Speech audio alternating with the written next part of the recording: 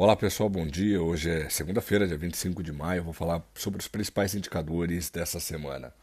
Os próximos dias serão marcados pela divulgação do PIB relativo ao primeiro trimestre, dados de inflação importantes, como a prévia do índice oficial de inflação aqui no Brasil, IPCA 15, e o IGPM, por exemplo, também relativo ao mês de maio, assim como o IPCA 15.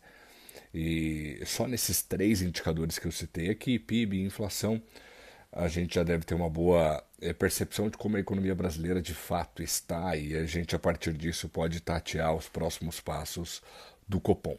A economia brasileira deve registrar um ritmo de expansão interessante de cerca de 1,2% no primeiro trimestre do ano, segundo as nossas projeções, e isso deve deixar um carrego estatístico de próximo de 0,7%, ou seja, se de fato esse crescimento de 1,2% se concretizar, mesmo que a economia brasileira não cresça absolutamente nada no segundo, terceiro e quarto trimestres deste ano, ainda assim a economia terá crescido 0,7% em 2026. Apesar do forte recuo da atividade em março, sobretudo em relação ao setor de serviços, cuja a pesquisa mensal do IBGE captou uma contração de 1,2% em relação ao mês de fevereiro, nos dados de março, assinalando o quinto mês consecutivo sem crescimento, que é o principal setor da economia brasileira. O desempenho do comércio varejista e da produção industrial, além, claro, da agropecuária, devem sustentar um ritmo de crescimento bastante robusto, ligeiramente superior a 1%, na nossa estimativa 1,2%, na série com ajuste sazonal. A assimetria no comportamento da atividade econômica entre o primeiro e o segundo semestre, observada ao longo dos últimos anos, adiciona bastante incerteza para a gente em relação ao comportamento da economia como um todo no ano fechado.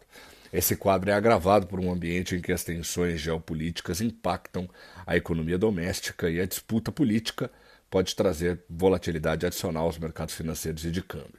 Apesar disso, a gente mantém, por hora, a nossa estimativa inicial de que a economia brasileira cresça 2,2% em 2026.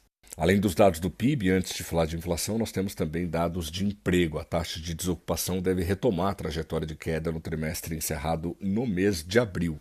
Após oscilar da mínima histórica de 5,1% no último trimestre do ano passado para os atuais 6,1%, o indicador mensurado pela PNAD contínua deve registrar recuo, em linha com a sazonalidade típica do período.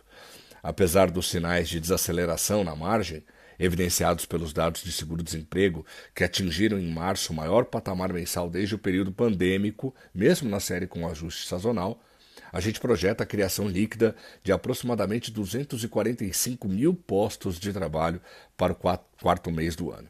Em suma, a exemplo dos indicadores de atividade econômica, os dados do mercado de trabalho ainda exibem certa ambiguidade, configurando um cenário de resiliência com acomodação. Então, assim como o produto interno bruto deve crescer forte no primeiro tri, mesmo com os dados muito ruins do setor de serviços de março, o mercado de trabalho brasileiro segue relativamente resiliente, apesar do volume de novos pedidos de seguro-desemprego nos chamarem bastante atenção. Agora sim, sobre inflação, o IPCA 15 e o IGPM de maio devem mostrar forte desaceleração na margem, mas as pressões sobre o comportamento da inflação devem persistir. A valorização cambial, o comportamento menos volátil dos preços do barril de petróleo e a queda dos preços de algumas commodities importantes devem contribuir para que o IGPM deste mês de maio, fique muito abaixo do que foi registrado no mês de abril. As nossas projeções indicam uma variação mensal de 0,87%, o que representa uma alta importante, mas muito menos intensa do que a última leitura, quando a taxa alcançou 2,73%, patamar que não era observado desde a pandemia. Para o IPCA 15, estimamos uma desaceleração na passagem de abril para maio, condicionada à queda dos preços do etanol, um menor ímpeto na inflação de alimentos e uma variação mais contida no setor de serviços. Então, inflação de serviço um pouco mais comportada. Apesar da desaceleração em comparação ao que foi registrado no mês de abril, os percentuais ainda são bastante expressivos e inspiram cautela ao Banco Central do Brasil. Bom, a semana também será marcada pelos dados do balanço de pagamentos brasileiro relativo ao mês de abril. O avanço nos preços do barril de petróleo deve impulsionar o desempenho da balança de transações correntes relativa ao mês passado. A nossa projeção indica que a conta de transações correntes tenha encerrado o quarto mês do ano próximo da estabilidade.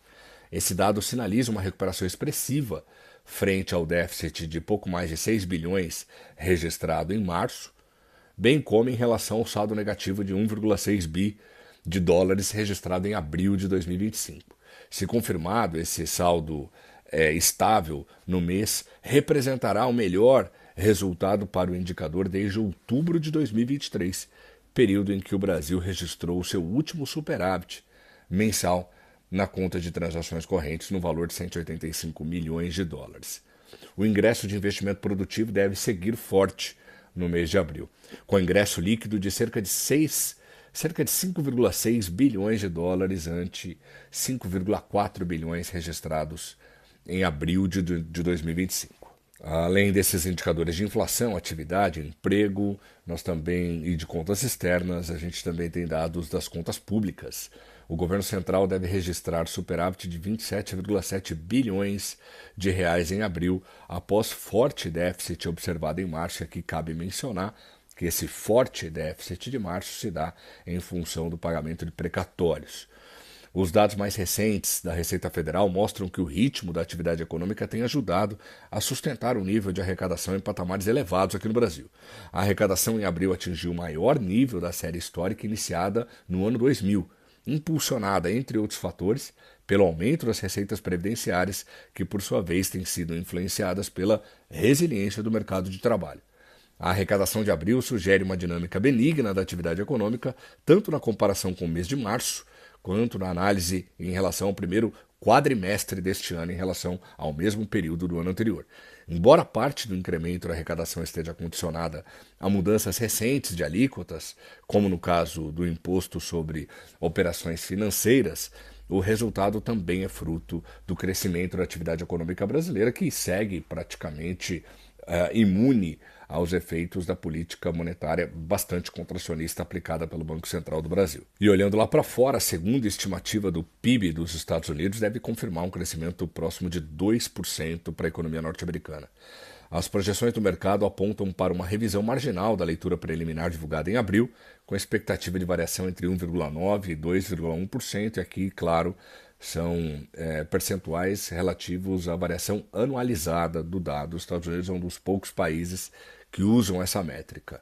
Ao mesmo tempo, os investidores seguem atentos aos indicadores de inflação do país. O índice PCI principal, referência inflacionária do Federal Reserve, que é o Banco Central lá dos Estados Unidos, permanece elevado em 4,3%, muito distante da meta oficial do Fed, que é atualmente de 2%, o que reforça a cautela quanto aos próximos passos da política monetária norte-americana. Cabe mencionar aqui que é bastante possível que o Fed tenha que aumentar os juros ainda esse ano, e segundo o comportamento das curvas de juros futuros, a gente tem a possibilidade de que o primeiro corte de juros lá nos Estados Unidos ocorra novamente só na última reunião do mês, ou melhor, do ano que vem. Ainda sobre o cenário internacional, a prévia do índice de preço ao consumidor alemão de maio deve indicar a inflação ainda elevada, com o índice oscilando próximo da faixa entre 2,9% e 3,1% na comparação anualizada.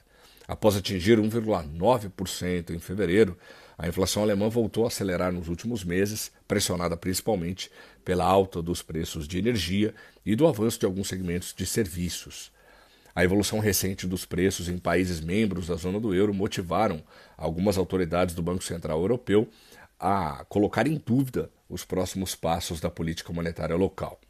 A expectativa é de que, se o conflito no Oriente Médio persistir e os impactos no preço do petróleo e, consequentemente, na inflação aos consumidores europeus, é de que o Banco Central Europeu talvez seja também obrigado, entre aspas, aqui, a fazer algum tipo de ajuste, algum aumento na taxa básica de juros lá na zona do euro. É isso. No mais, eu volto a falar com vocês ao longo da semana. Desejo um excelente dia e uma excelente semana de trabalho para todos.